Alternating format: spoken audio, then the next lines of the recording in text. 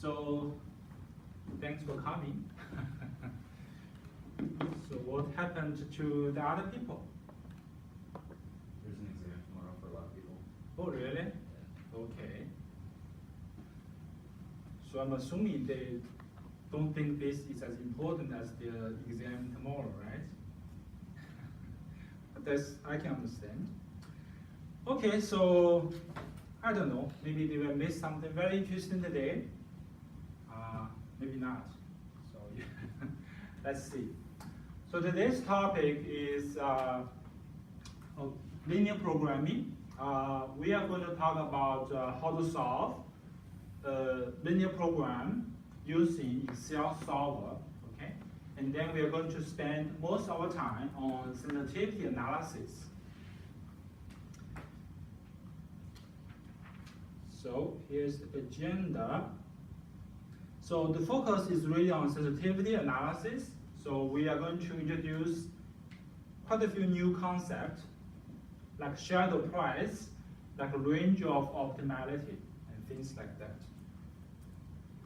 Okay, so let's use the example we saw last time. Okay. How about you take just 1 minute just to refresh your memory? Okay, so this is the example, and then we have the LP formulation and so on, right? We saw this last time, I believe.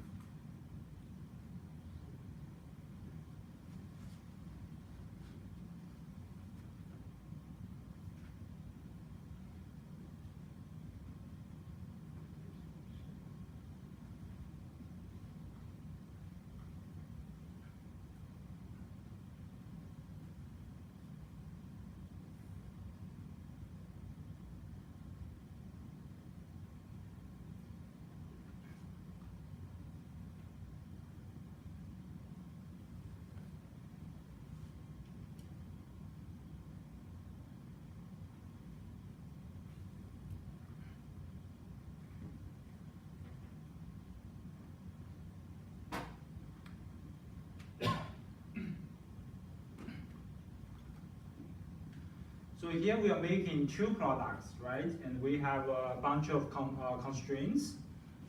For example, the number of hours in the cutting department is 1800. The number of hours available in the packaging department is 1200, and so on. And the last one, for example, is they want to stock at least 200 more regular gloves than Catcher Smiths. Okay, so it's not a difficult problem to formulate, and here we are. Decision variables maximize the profit, and we have the constraints, all right? And just to make it simple, we call it the cutting constraint, packing constraint, the regular glove max constraint, minimum production constraint, and this is the proportion constraint, all right? The last one, of course, is the non-negativity constraint. Okay, so last time we talked about how to solve it using graphical method, right? So basically just plot the constraints, right? And then you see the feasible region. So this is the, this corresponds to that particular constraint, right? And then we have second one. So we, of course, we need to pay attention to the direction, right? And so on. So this one is R less than equal to 1000. Okay, so it should be that side. And the last, next one.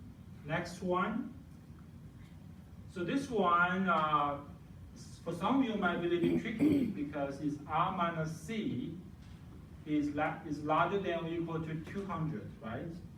So the line is this, and it's that way. Okay, so you need to know why it's that way, not the upside. And then you can identify this region is the feasible region, right?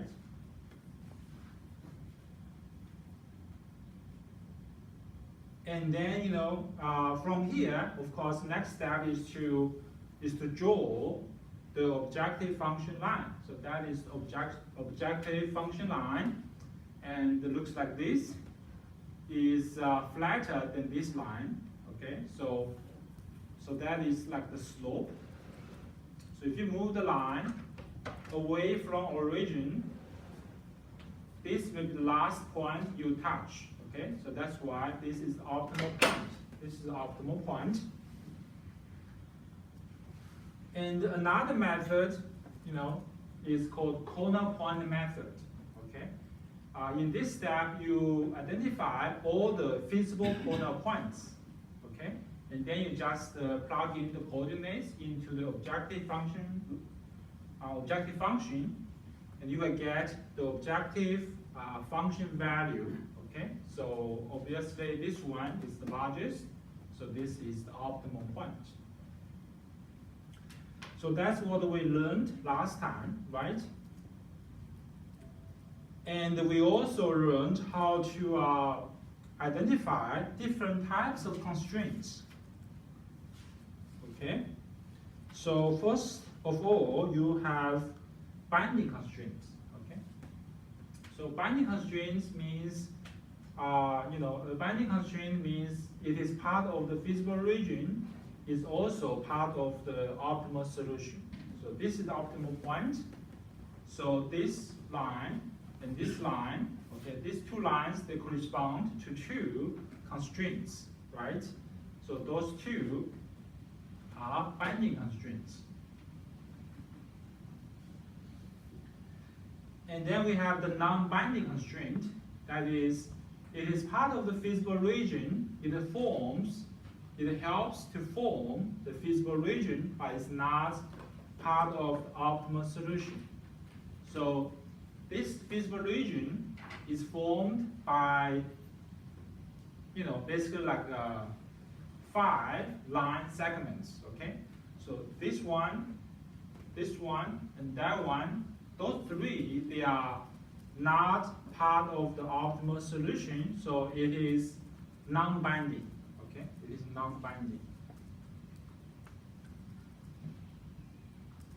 So something we want to keep in mind is that this one is also a non-binding constraint, right? So just give you a quick quiz. So how do you, what is the constraint for this line? So this line corresponds to a constraint, right? What is that constraint? Yes? Production has to be more than 0, can't be less than 0. Okay, so we have 2 products. Which one?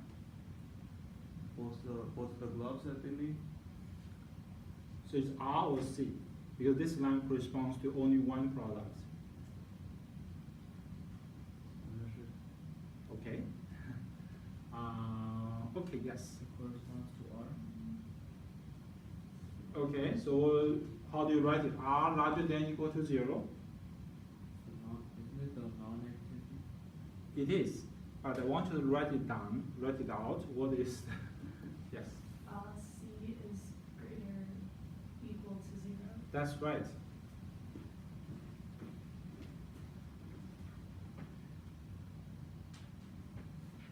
Well, it's not that important, but it's a pretty nice mental exercise, right? Okay, so we also have a redundant constraint.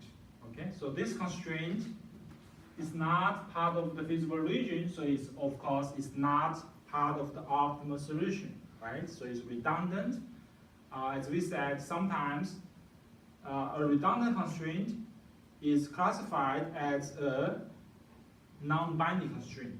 Okay, so for example, in Excel, it only tells you if this is binding or not. If it's not binding, it could mean that it is redundant. Okay. And you know, of course, like another way to like identify the type of constraint is to just check the left-hand side and the right-hand side, right? And see if they are equal or not. If they are equal, binding. If they are not equal, they are not binding, right? So for example, this is the constraint, right? We know the optimal solution right here. You plug this in, then R minus C equals 200. So 200 on the left, 200 on the right. So this is a binding constraint, right? So similarly for this one, R less than or equal to 1000. At optimal is 600, right? So of course, left is 600, right is 1000, so it is not a binding constraint, okay? Okay, so those are basically, how do we solve the LP using graphical methods and how we can use it to identify the type of constraint, right? Now let's try to use computer. To be more precise, we want to use Microsoft Office, Excel. Solver is add-in called solver to solve the LP, right? So when we solve the LP using Excel, we do have to follow some of the norms, okay? So one thing is that all the variables, they have to be on the left-hand side of the equation, or the equations, and the numbers will be on the right-hand side of the equalities or inequalities. Okay. So for example, this has to be rewritten as that. This is not linear to begin with, so you have to transform it into something linear, and then you have to move all the variables to the left, leave the numbers to the right. Okay? So that is the format used by Excel. Okay? So now what we want to do is to solve this problem using Excel without drawing the lines. Okay? Because as you can tell that when you have lots of constraints, especially when you have more than two variables, graphical methods probably not good, right? Okay, let's see how we do that. Let me keep it. Okay. So basically, if you open this attachment, okay, you are going to see. So let me just move my computer a little bit.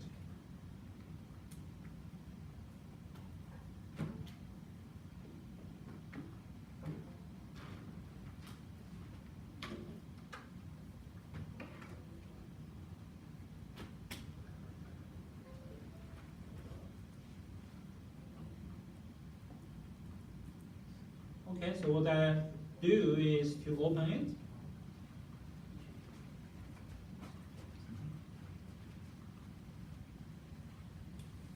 Okay. So, of course, actually I have set up a template, right? I mean, for your case, most of the time you don't have a template, so you have to set it up. Have to set up the structure of the problem, right? But I hope you can find this intuitive, because I just say this row I want the objective function coefficient. In this row I want the decision variables, and I put all the constraints here. Also I gave the constraints names. Okay. So those are like subjective. You can do whatever you like, but hopefully it's should be intuitive, right? So other people can follow, right? I also kind of list the program on the right, okay? Just make sure I don't make mistakes. Now, with this structure, okay, so what I do is I put 5 here, 12 there, because the objective function is this, right? So in this case, I only use the coefficients, 5 and 12, okay? So those are the decision variables. And then I can kind of input the constraints. Again, I only input the coefficients. So the coefficient here is 1, 2. Okay. So remember this is the R column, this is the C column, right? So what I do is, this is 1, this is 2, this is 1, this is 1.5.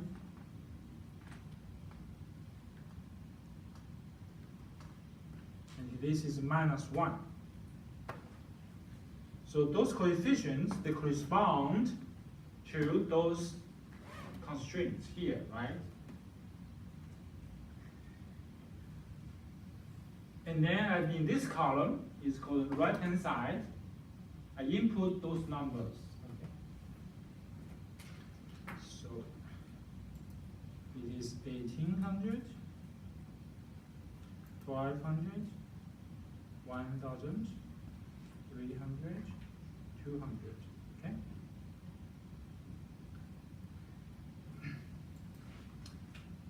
Now I want to kind of input those formulas. Okay, how do we do the calculation? How do we calculate the OFV, objective function value, right? And how do we calculate the left-hand side, the left-hand sides of those constraints? Okay, so let's start with OFV, right? Is this cell? So it is the, because we are going to find out the value of the R here. We're going to find the value of C there, right? So if you have two values here, then the objective function is sum product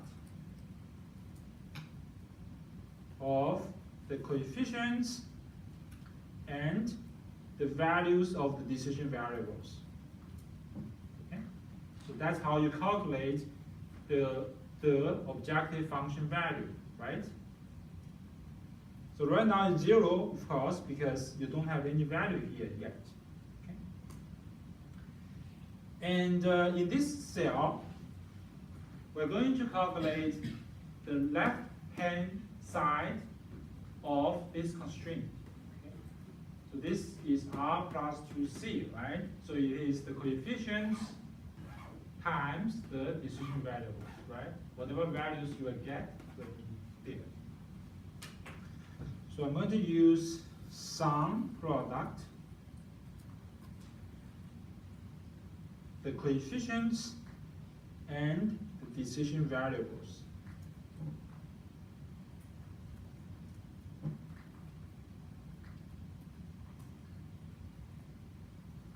So any questions so far?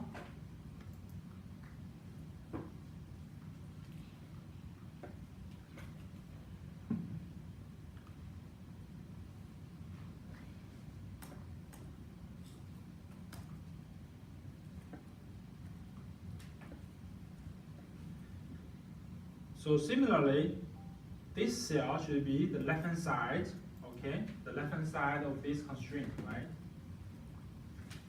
So it is sum product of the coefficients times the decision variables, okay? And if you think about it, right, everything else is the same. So I can, copy down the formula, right? But of course, when you copy down the formula, you have to fix these two cells, right? Because those two cells, they will stay there. You cannot move it, right? So what I'm going to do is I'm going to press F4, or you can just type the $sign there. Okay, so now let's see if I can copy or not. Yes, I can. Okay, so you can verify that the last formula, right? It is the coefficients here times the decision variables here. Okay. So this column, you can have it. You don't need to have it. Okay, this is for cosmetic purpose. Okay, so something you can do is just put a sign there. Less than equal to, sometimes it's larger than equal to, right? So let me just insert symbols. Symbols or not? Is less than equal to, right? So that's that. I can copy. Okay, and here we need larger than equal sign, so I can go to the symbols again. I can choose this one.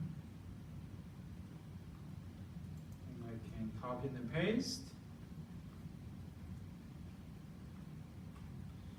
But as we said, this is not necessary at all, just for cosmetic purpose, so you know this is the less than equal type of constraint or not, okay? Okay, so by now we have set up the LP, the linear program within Excel, okay? Any questions?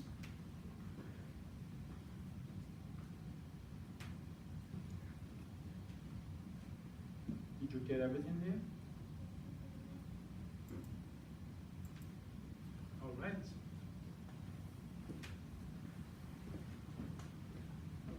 Okay, let me see. Can we make it brighter? Is it better? No? Yeah. Can you guys see it? In the back, can you guys see it? Yeah. Too bright. It can be a word. Too bright. Okay, which is that's full pack. Okay, now we want to use solver to solve it, right? What do we do?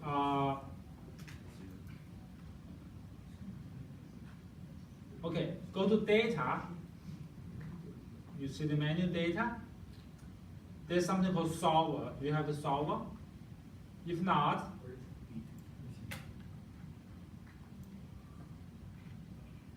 if you don't have the solver, you are doomed. Of course not. So solver is like add-in. Remember we used MCSyn, this add-in. So sometimes you have to install it. So if you don't have the solver yet, you go to File, you go to Options. Then we have something called add-ins, right? And then you have at the bottom, you have the Manage Excel add-ins, okay?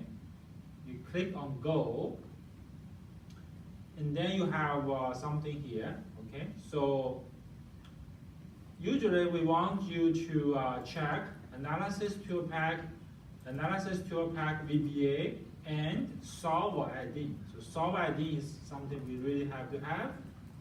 Then we click on OK. So that's how you install that solver if you don't have it, okay? But sometimes you need the Microsoft Office CD to do that, okay? But in this case, you have to get a CD. Okay, now I have the solver, right? So I go to the solver, and this is the window. It says you choose the parameters, right? The first step is to set the objective. So it is to set the cell which corresponds to the value of the objective function, okay? So I will choose this one, right? So that's where we put the OFV. And then this is maximization problems with max, okay? And by changing variable cells, so this one means where are the decision variables, okay? So I click here, and the decision variables should be here, right? So I select these two cells, and then click on OK. So let me just delete those two for now. Then we're going to add it.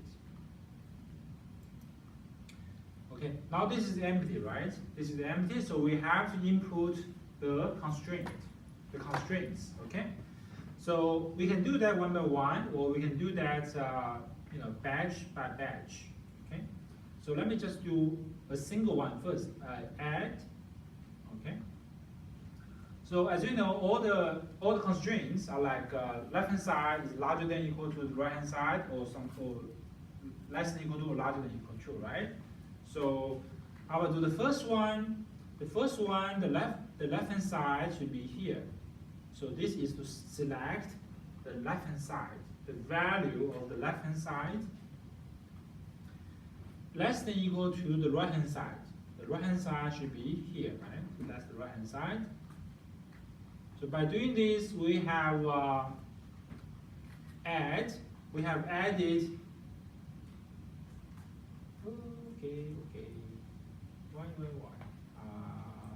Cancel first. Yes.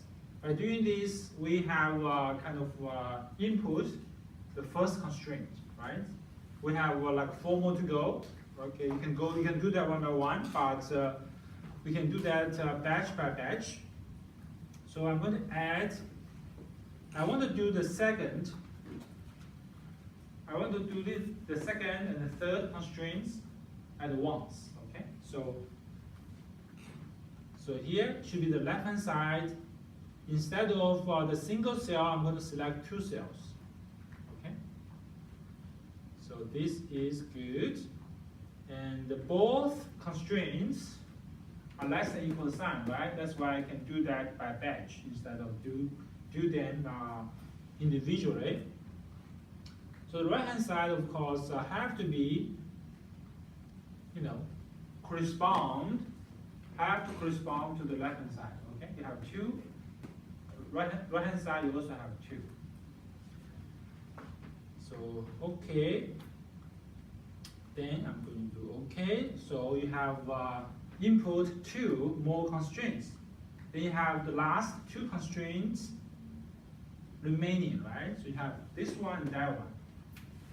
So these 2 constraints, both of them are larger than or equal to, so we can group them together, right?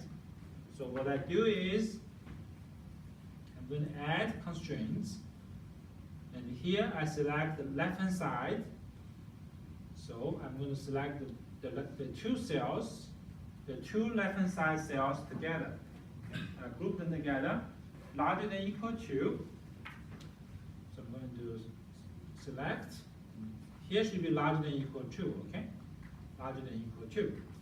And here should be the right hand side, should be these 2 numbers. Okay? So then I click on OK. So by doing this, we have input all the constraints, right?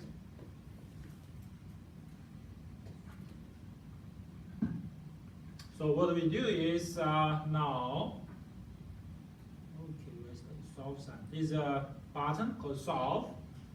I'm going to click on that, and there's a window coming up, right? This is the solver has found a solution, right? All the constraints and optimality conditions are satisfied, okay? And you can keep the solver solution. We want to find what is optimal, so we have to select that one, and we can click on OK. Okay. Now there are also some reports we can have. Okay, not just optimal solutions. We can also find out. We can also have some reports. The first 2 reports are very useful, actually are very essential for our course. Okay, so I select the answer and the sensitivity stuff. Okay, and then I click on OK. So before, okay, so I click on OK. As you can tell, the numbers actually are there. The optimal solution is here already. Okay. Used to be blank. By default, it's 0, 0, right? After using the solver, okay, so the solver has found the optimal solution, and this is the optimal OFV, the objective function value. Okay. And let me see. Because we selected 2 reports, right? So in addition to, to this, we have 2 more reports. The first one is the answer report, okay? So you can check it out in details, but basically tells us objective function cell, the final value we get is this, and this is the 2, the values of the optimal, R, optimal C. So in other words, this is the optimal solution, right? And then you can also kind of identify the constraints, if they are binding or not. Okay, so next time, not next time, but later on today, we are going to talk about those sensitivity reports a lot. Okay.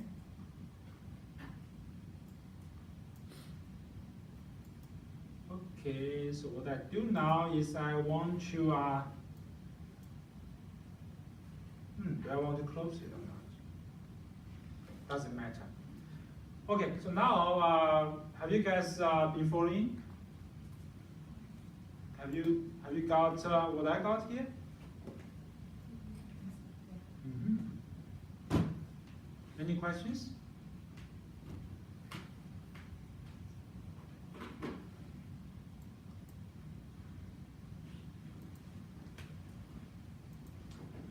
Okay.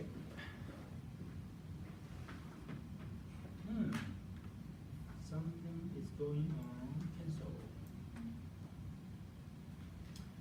Okay, so that is the the first example of using Excel solver, right? And we have another example here, but we'll probably come back to this example later on. Okay, here this is the problem. And this is a tutorial, tells you how to set up the Excel step by step, okay? Okay, now is the sensitive time. I hope today you're not too sensitive, because that's all we want to talk about today. So sensitivity analysis, what does it mean, right? So it is to determine how changes in the parameters, okay, affect the optimal solution and the optimal OFV, okay? So your changes in parameters, that means could be the coefficients of the objective function, could be in the constraints, we have lots of coefficients, right? So all those are parameters, okay? So why we want to do sensitivity analysis? Because linear programming, right? Essentially is a technique for deterministic situations, right? Where you assume all the parameters are given, are fixed. Then you solve the problem, right? You got the optimal solution, and you may try to act on those optimal solution, right? But of course, in reality, assuming those parameters are fixed is not realistic, right? So what if there are changes, right? So how would that change your optimal solution? How would that change your actions, right? All right, so things may change, and also when you do the parameters, actually, how do you get those parameters? You do that by estimation, right? So you estimate, can never be 100% accurate, right? So estimates can be vague.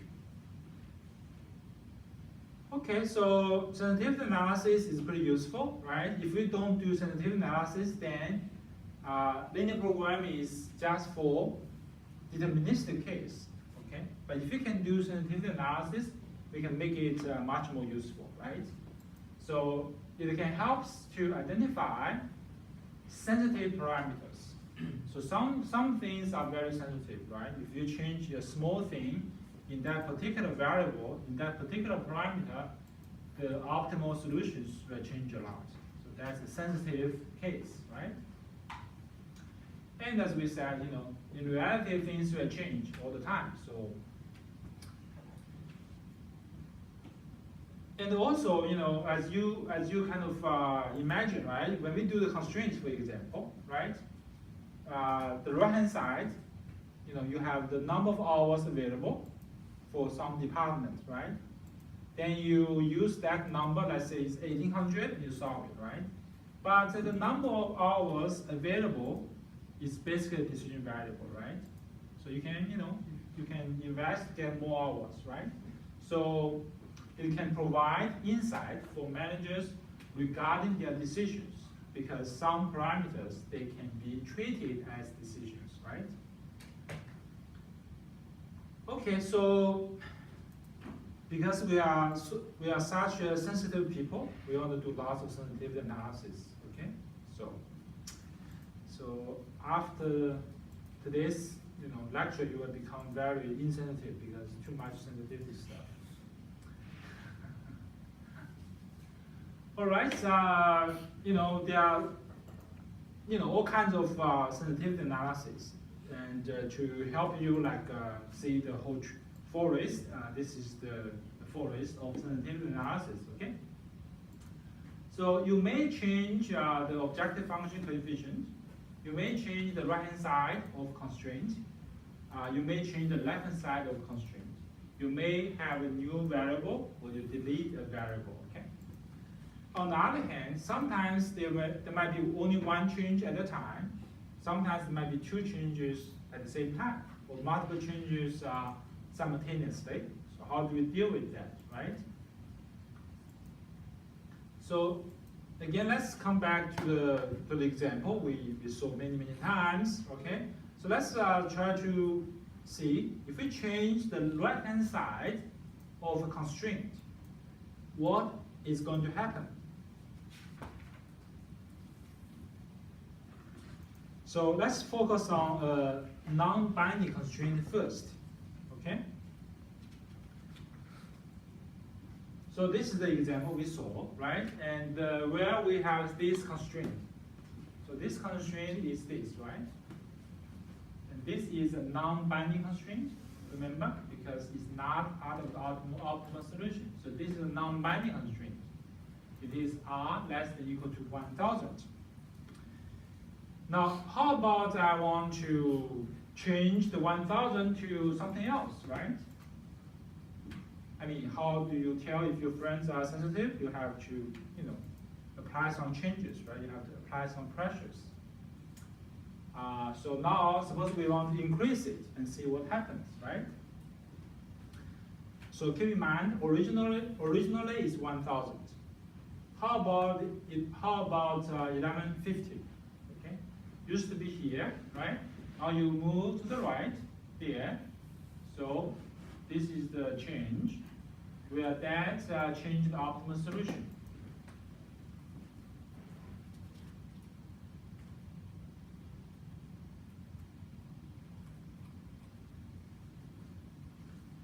So is the optimal solution the same? Yeah. Yes, okay. Graphically speaking, it's very clear. You move this line, doesn't matter, right? So if you make it a 1250, the same, right? The same. But this optimal solution will stay the same, okay? As a matter of fact, if you move it to infinity, right? So this is here. If you move to infinity and just walk all the way back home, we have not changed the optimal solution still, right? So this tells us it can be changed, it can be increased to infinity without changing the optimal solution, right? Now how about I decrease it? Used to be here, right? 1000, right? What if I change the number to 600?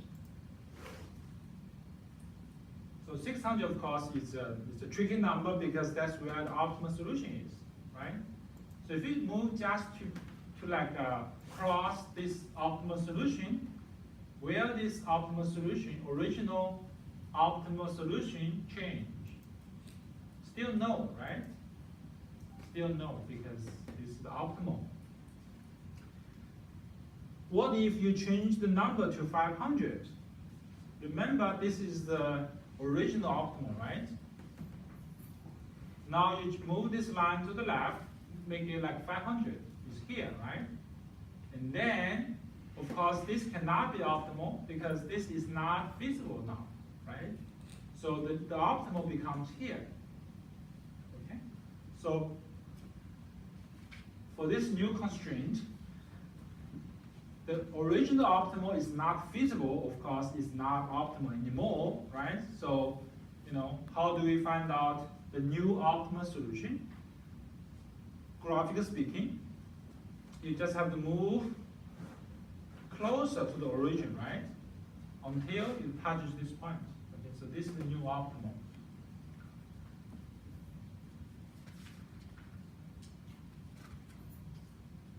So does it make sense?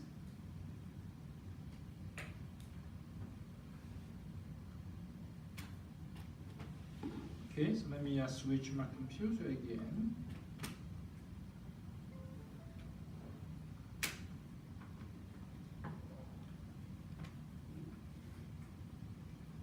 So something I want to write down, okay? So I'm going to call something allowable increase, allowable decrease.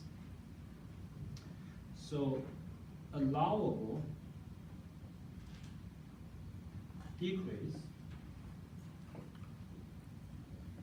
is how much? Used to be 1,000, right? Used to be 1,000.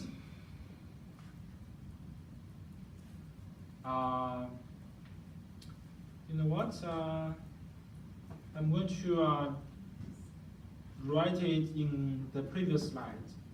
Okay, because 500, if you change it to 500, the optimal solution has changed, right? I'm coming back to the previous slide where the number is 600, right? So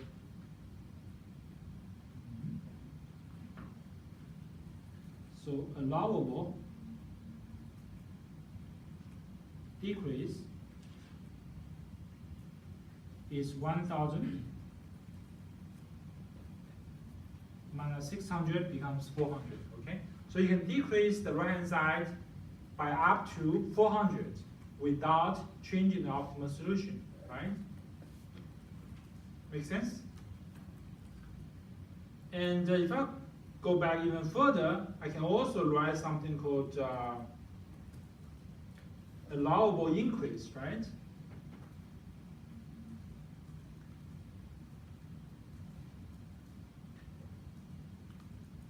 So this means I can increase the right-hand side by a certain amount without changing the optimal solution, right?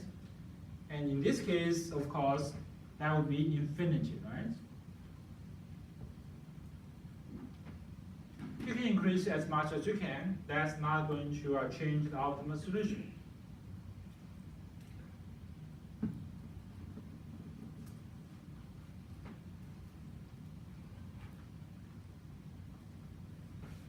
So in other words, we do have a range, right? Within that range, like the optimal solution will not change, right?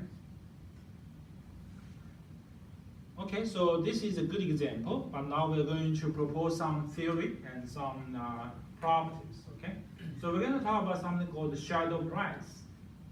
Shadow price is amount of change in the OFV for every unit increase in the right-hand side of constraint. Okay, so this is if you increase the right-hand side of a constraint by 1 unit, then the objective function value is going to increase by the shadow price. Okay, and we call that allowable limit. Within that range, the range of feasibility, okay? And remember, we were talking about this particular constraint, right? This constraint is R plus C less than or equal to 1,000. So let me just write here. So it is, it's R less than or equal to 1,000. Oops. do?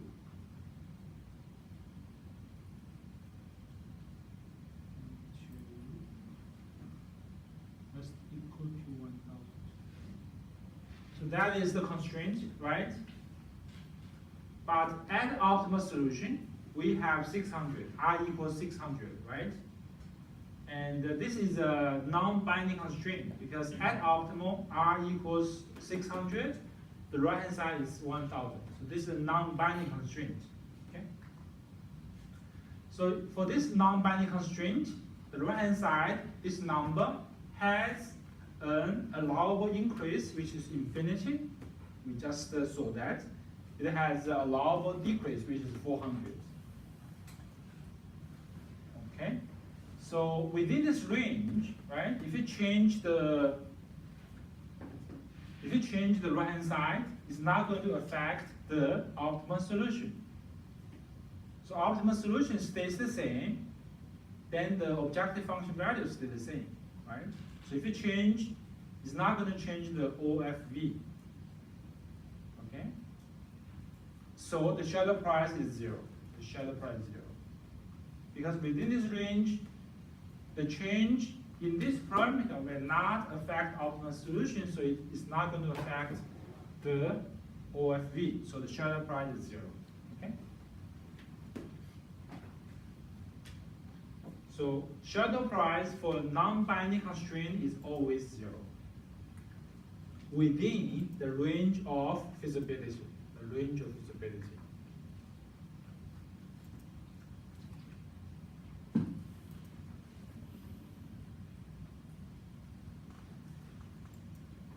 So here's another statement. So the range of feasibility is where the right-hand side value can change without changing its shadow price. Within this range of optimality, okay, the shadow price stays the same. Okay, so again, if we look at the the non-binding constraint within this range, the shadow price is always 0. Shadow price is always 0. Okay. Now, how about a binding constraints? How about the binding constraints, right? So we come back to the original problem, right? And we know that we have a binding constraint. So this is a binding constraint. Do you guys remember which line is it? You don't need to remember, you just look at the color, right? So packing is this line. So this is the binding constraint, right? And the value is 1200. What if I change this 1200? I change the right-hand side, right? So first I'm going to increase it. So it used to be here, right? If I increase a little bit, will that change the optimal solution?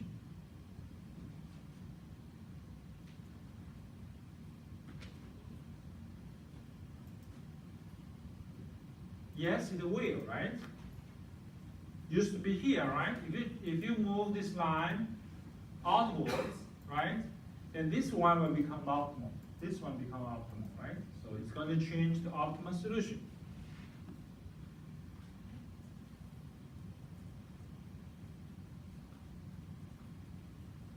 But this line is still binding. This line is still binding, right? This constraint is still binding. That means, the optimal solution still lies on this line, right? Now, if you move further, right, then this becomes the optimal, right? Again, this constraint is binding. Now, if I move here such that it's going to cross this point, then it is still binding, right? It's still binding, right? Now, if I move away from this point just a tiny bit, then it's not going to be binding anymore, right? This line is going to be binding. So if you change the values on the right-hand side, you can change a little bit probably without changing its status. Sorry, I left my chart over here. Sure.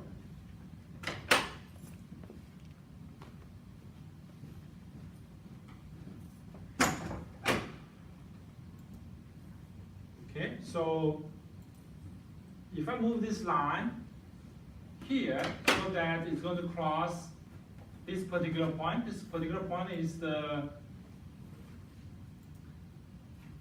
intersection of two other lines, right? Two other lines, okay? Okay.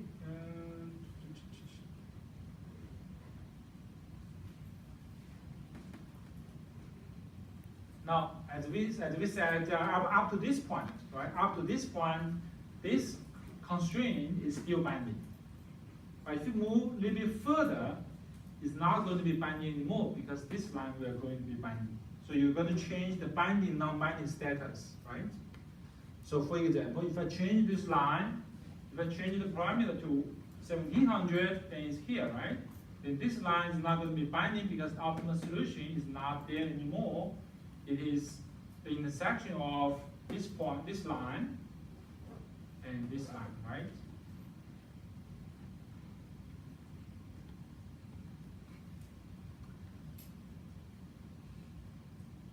All right, so here is the results, okay, the properties. If the right-hand side of binding constraint changes within the range of feasibility, the shadow prices will not change. Okay, shadow price will not change, but the optimal solution is going to change. The optimal solution is going to change. So here's the example, right? The packing example, right? Here's the packing. So the packing, if I want to write down the constraints, so packing is R plus 1.5C less than 1200, right?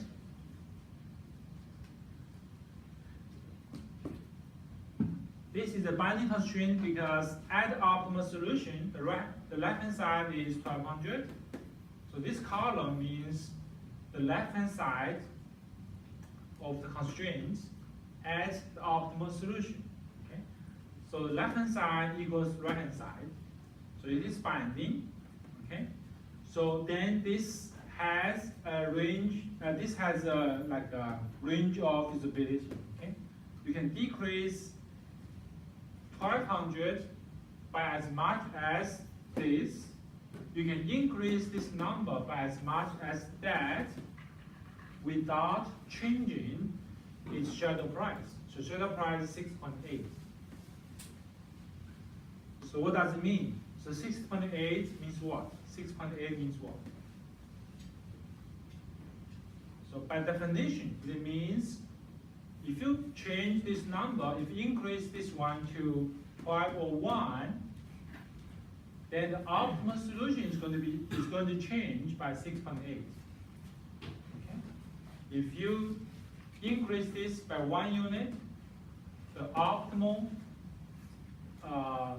the OFV, optimal objective function value, is going to increase by 6.8. So that's what it meant. Okay?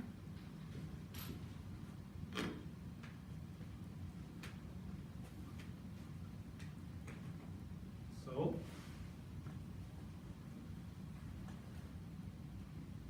did I tell you that this is the most interesting topic ever?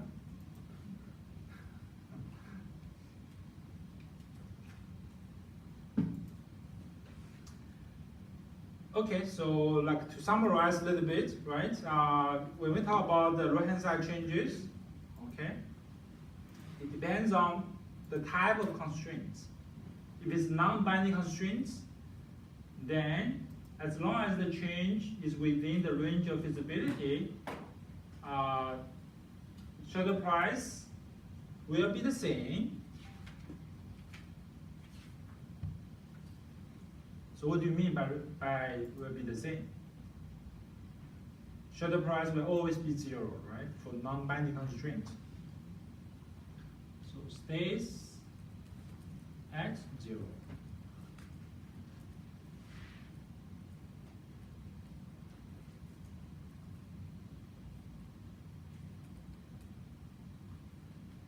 So the optimal solution will also be the same. will not change. If you got 600, 400, then it's going to be optimal within the range of feasibility. And the optimal OFV will be the same.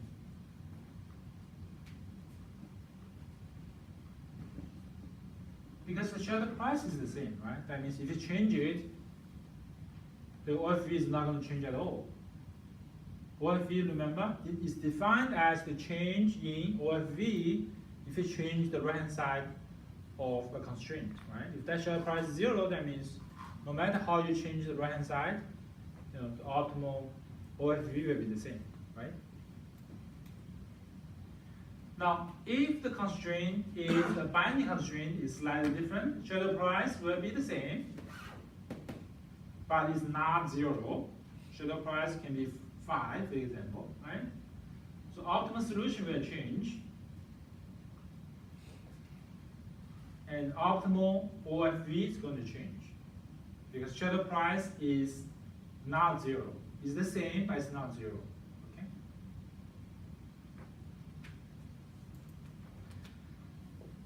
So how do you find? I mean, remember the pictures we were looking at, right? If you move the binding line a little bit further, the optimal solution will change, right?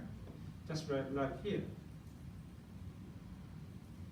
You see, when we change the line, make this number bigger, then optimal is going to be changed, right? So, okay, so this is a nice summary, I hope. Any questions? Yeah. So when you say changes within range of feasibility, that's like the example where a new constraint became binding and the old one became non-binding? Is that what you mean? I'll take that as a yes.